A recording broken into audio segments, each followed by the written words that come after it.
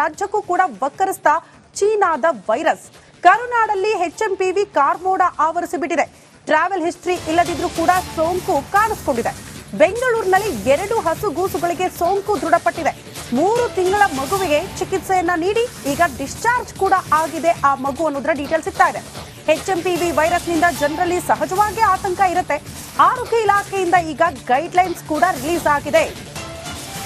ನೆಗಡಿ, ಜ್ವರ, ಕೆಮ್ಮು ಈ ರೀತಿಯ ಸಿಂಪ್ಟಮ್ಸ್ಗಳಿದ್ರೆ ಮಾಸ್ಕ್ ಧರಿಸಿ, ಕಡ್ಡಾಯವಾಗಿ ಕೈ ತೊಳಿಬೇಕು. ಈ ರೀತಿಯ ಗೈಡ್ಲೈನ್ಸ್ ಅನ್ನು ಕೂಡ ಹೊರಡಿಸಲಾಗಿದೆ.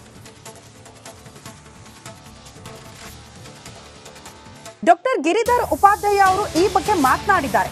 ಈ ಸೋಂಕಿನ ಆತಂಕ ಬೇಡ ಅಂತ ಕೂಡ ಹೇಳಿದ್ದಾರೆ. ಏನ್ ಹೇಳಿದ್ದಾರೆ ಒಂದ್ಸರಿ ನೋಡ್ಕೊಂಡು ಬರೋಣ. ಈ ವೈರಸ್ ಮೊದಲಿಂದನೂ ಇದೆ. ಇದು ನ್ಯೂಮೋವಿರಿಡೆ ಅಂತ ಒಂದು ಜಾತಿಗೆ ಸೇರಿದಂಥ ವೈರಸ್ಸು. ಇದು ಈ ಹಿಂದೆ ರೆಸ್ಪಿರೇಟರಿ ಸಿನ್ಸಿಷಿಯಲ್ ವೈರಸ್ ಅಂತ ಹೇಳಿ ಇದೇ ಜಾತಿಗೆ ಸೇರಿದಂಥ ಇನ್ನೊಂದು ವೈರಸ್ ಮಕ್ಕಳಿಗೆ ಇನ್ಫೆಕ್ಷನ್ ಅನ್ನು ಕಾಸ್ ಮಾಡ್ತಾ ಇತ್ತು. ಇದು 2001ನೇ ಇಸ್ವಿಯಿಂದ ಈ ಹ್ಯೂಮನ್ ಮೆಟಾ ನ್ಯೂಮೋ ವೈರಸ್ಸು ಕಾಣಿಸ್ಕೊಂಡಿದೆ. ಆವಾಗಲಿಂದನೂ ಇದೆ, ಭಾರತದಲ್ಲೂ ಇದೆ. ಇದು ಪ್ರಪಂಚದಾದ್ಯಂತನೂ ಇನ್ಫೆಕ್ಷನ್ ಕಾಸ್ ಮಾಡ್ತಾ ಇದೆ. ಇದು ಸಾಧಾರಣವಾಗಿ ಸಣ್ಣ ಮಕ್ಕಳು, 5 ವರ್ಷದ ಕೆಳಪಟ್ಟ ಮಕ್ಕಳು, ತುಂಬ ಏಜ್ ಆದವರು, ಮತ್ತು ಯಾರಿಗೆ ಈಗಾಗಲೇ ಲಂಗ್ಸ್ ಮತ್ತು ಶ್ವಾಸಕೋಶದ ಇದೆಯೋ ಅಂಥವರಲ್ಲಿ ಹೆಚ್ಚಾಗಿ ಕಾಣಿಸ್ಕೊಳ್ಳುತ್ತೆ. ಮತ್ತು ಅಂಥವರಲ್ಲಿ ಸಿವಿಯರಿಟಿ ಜಾಸ್ತಿ ಇರುತ್ತೆ. ಸಿವಿಯರಿಟಿ ಅಂತ ಹೇಳಿದ್ರೆ ಪ್ರಾಣ ಹೋಗೋವಂಥದ್ದು ಏನೂ ಇಲ್ಲ. ಸಾಧಾರಣ ನೆಗಡಿಯೇ ತರುವಂತಹ ಒಂದು ವೈರಸ್ ಇದು ಇದ್ದೇ ಇದೆ. ಇದೇನು ಎಲ್ಲಿಂದೋ ಸಡನ್ನಾಗಿ ಬಂದಿರತಕ್ಕಂಥ ವೈರಸ್ ಅಲ್ಲ. ಅದರಿಂದ ಆತಂಕ ಪಡ್ತಕ್ಕಂಥ ಯಾವುದೇ ಒಂದು ಸ್ವಲ್ಪ ಕೂಡ ಕಾರಣ ಇಲ್ಲ ಅದಕ್ಕೆ ಆತಂಕ ಪಡುವಂಥದ್ದು. ಈ ವೈರಸ್ ಮೊದಲಿಂದನೂ ಇದೆ. ಇದು ನ್ಯೂಮೋವಿರಿಡೆ ಅಂತ ಒಂದು ಜಾತಿಗೆ ಸೇರಿದಂಥ ವೈರಸ್ಸು.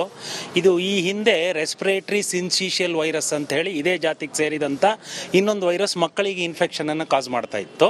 ಇದು 2001ನೇ ಇಸ್ವಿಯಿಂದ ಈ ಹ್ಯೂಮನ್ ಇನ್ನು ಜಗತ್ತಿಗೆ ಕೋವಿಡ್ ಹಬ್ಬಿಸಿರುವ ಚೀನಾದಲ್ಲಿ ಇದೀಗ ಮತ್ತೊಂದು ವೈರಸ್ ಸದ್ದು ಮಾಡ್ತಾ ಇದೆ. ರಾಜ್ಯದಲ್ಲೂ ಕೂಡ 2 ಕಂದಮ್ಮಗಳಲ್ಲಿ HMPV ವೈರಸ್ ಕಾಣಿಸಿಕೊಂಡಿದೆ. ಆದ್ರೆ ಇದರ ಬಗ್ಗೆ ಆರೋಗ್ಯ ಸಚಿವರು ಏನ್ ಹೇಳಿದ್ದಾರೆ ನೀವೇ ನೋಡಿ.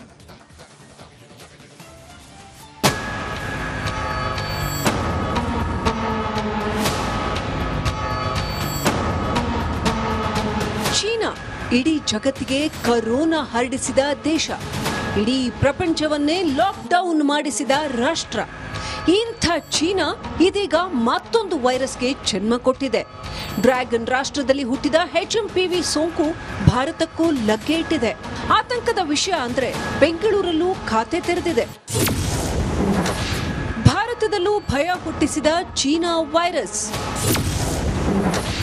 ಬೆಂಗಳೂರಲ್ಲಿ 2, ಗುಜರಾತ್ನಲ್ಲಿ ಒಬ್ಬರಿಗೆ ಸೋಂಕು. ಚೀನಾದಲ್ಲಿ ಆತಂಕ ಸೃಷ್ಟಿಸಿರೋ HMP ವೈರಸ್ ಬೆಂಗಳೂರಿಗೂ ಕಾಲಿಟ್ಟಿದೆ. 2 ಕಂದಮ್ಮಗಳಲ್ಲಿ ಈ ಸೋಂಕು ಪತ್ತೆಯಾಗಿದೆ. ಕಂದಮ್ಮಗಳಿಗೆ HMPV.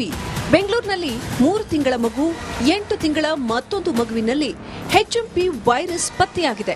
ಈ ಪೈಕಿ 3 ತಿಂಗಳ ಮಗುವಿಗೆ ಚಿಕಿತ್ಸೆ ನೀಡಿ ಡಿಸ್ಚಾರ್ಜ್ ಮಾಡಿದ್ರೆ, ಇತ್ತ 8 ತಿಂಗಳ ಕಂದನಿಗೆ ಇನ್ನೂ ಚಿಕಿತ್ಸೆ ನೀಡಲಾಗ್ತಿದೆ. ಆತಂಕದ ವಿಷಯ ಅಂದ್ರೆ ಟ್ರಾವೆಲ್ ಹಿಸ್ಟ್ರಿ ಇಲ್ಲದಿದ್ರೂ ಮಕ್ಕಳಲ್ಲಿ ಈ ಸೋಂಕು ಕಾಣಿಸಿದೆ. ಇದು ಹಳೆಯ ವೈರಸ್ ಅನ್ನೋದು ತಜ್ಞರ ವಾದ. ಎರಡು ಪ್ರಕರಣ ಆಗಿದೆ, ಕಾಣಿಸ್ಕೊಂಡಿದೆ. ಅಂತ ಅಪಾಯಕಾರಿ ವೈರಸ್ ಏನಲ್ಲ, ಆದರೂ ಕೂಡ ಮುಂಜಾಗ್ರತಾ ಕ್ರಮಗಳನ್ನು ತಗೊಳ್ತಕ್ಕಂಥದ್ದನ್ನ ಮಾಡ್ತಾ ಇದ್ದೀವಿ. HMPV ವೈರಸ್ ಇದು ಪ್ರಥಮ ಕೇಸ್ ಅಂತಲೂ ಹೇಳಕ್ಕಾಗೋದಿಲ್ಲ. ಯಾಕಂದ್ರೆ ಇದು ಇರುವಂತದ್ದೇ ಬಹಳ ವರ್ಷಗಳಿಂದ ಇದು ಎಲ್ಲ ಇದೆ. ಇಷ್ಟು ಪರ್ಸೆಂಟೇಜ್ ಮಕ್ಕಳಿಗೆ ಇದೆಲ್ಲ ಬಂದೇ ಬರ್ತದೆ. ಅದರಿಂದ ನಾವು ಇದನ್ನು ಗಾಬರಿ ಪಡುವಂತ ಅವಶ್ಯಕತೆ ಇಲ್ಲ. ಮತ್ತು ಅನಾವಶ್ಯಕವಾಗಿ ಇದು ನಾವು ಸುಮ್ಮನೆ ಇದರಿಂದ ಜನರಲ್ಲಿ ಭಯ ಭೀತಿ ಸೃಷ್ಟಿ ಮಾಡುವಂಥದ್ದು ಕೂಡ ಅಗತ್ಯ ಇಲ್ಲ ಅಂತ ನಂಗೆ ಅನ್ಸುತ್ತೆ. HMPV ವೈರಸ್ ಡೆಡ್ಲಿನ ಮತ್ತೆ ಲಾಕ್ಡೌನ್ ಆಗತ್ತಾ? ಕೋವಿಡ್ನಿಂದ ತತ್ತರಿಸಿದ ಜನರಿಗೆ HMPV ವೈರಸ್ ಸಹಜವಾಗಿಯೇ ಆತಂಕ ಮೂಡಿಸಿದೆ. ಮತ್ತೆ ಲಾಕ್ಡೌನ್ ಆಗತ್ತಾ ಅನ್ನೋ 10 ಹಲವು ಪ್ರಶ್ನೆಗಳಿವೆ.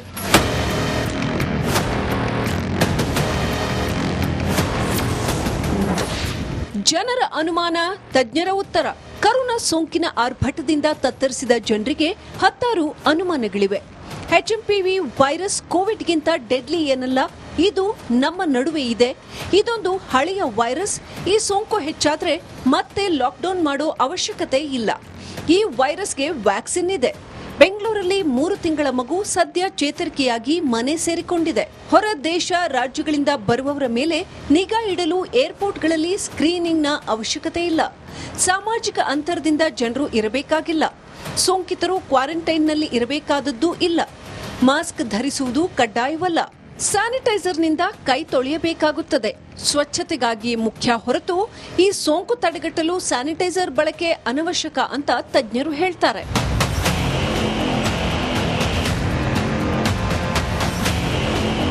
ರಾಜ್ಯದಲ್ಲಿ ಸದ್ಯ 2 HMPV ಕೇಸ್ ಪತ್ತೆಯಾಗಿದ್ದು, ಗುಜರಾತ್ನಲ್ಲಿ 1 ಕೇಸ್ ಪತ್ತೆಯಾಗಿದೆ. ಆರೋಗ್ಯ ಇಲಾಖೆ ಅಲರ್ಟ್ ಆಗಿದೆ. ಯಾವುದಕ್ಕೂ ನೀವು ಹುಷಾರಾಗಿರಿ. ಕೊರೋನಾದಂತೆಯೇ ಎಚ್ಚರ ವಹಿಸಿ. Bureau report, republic Kannada.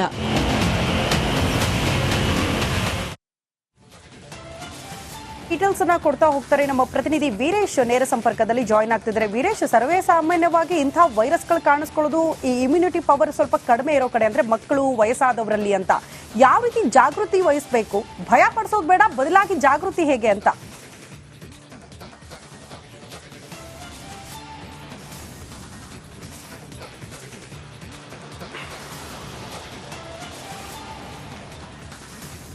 ಶ್ರುತಿ, ಜಯಪ್ರಕಾಶ್ ಶೆಟ್ಟಿ ಸರ್ ಲೀಡಲ್ಲೇ ಹೇಳಿದ್ರು, ಅಂದ್ರೆ ಯಾರೂ ಭಯ ಪಡುವ ಅಗತ್ಯ ಇಲ್ಲ, ಇದು ಹಳೆ ವೈರಸ್ಸು, ನಿಮ್ಮ ಜಾಗೃತಿ ನೀವಿರಿ ಅಂತ.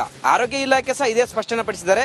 ಇದು ಚೀನಾ ವೇರಿಯಂಟ್ ಅಲ್ಲ, ಇದು ತುಂಬಾ ಹಿಂದೆ ಬಂದಿರೋ ವೈರಸ್ಸು. ಇದರಿಂದ ಯಾವುದೇ ಆತಂಕಕಾರಿ ಬೆಳವಣಿಗೆ ಆಗಲ್ಲ. ಯಾರಲ್ಲಿ ರೋಗ ನಿರೋಧಕ ಶಕ್ತಿ ಕಡಿಮೆ ಇರುತ್ತೆ ಅಂತ ಮಕ್ಕಳಿಗೆ, ವಯಸ್ಸಾದವರಿಗೆ ಇದೊಂದು ಅಟ್ಯಾಕ್ ಆಗುತ್ತೆ. ಅಂದ್ರೆ ನೆಗಡಿ, ಜ್ವರ, ಕೆಮ್ಮು ಮಾಮೂಲಾಗಿ ಬರುತ್ತೆ.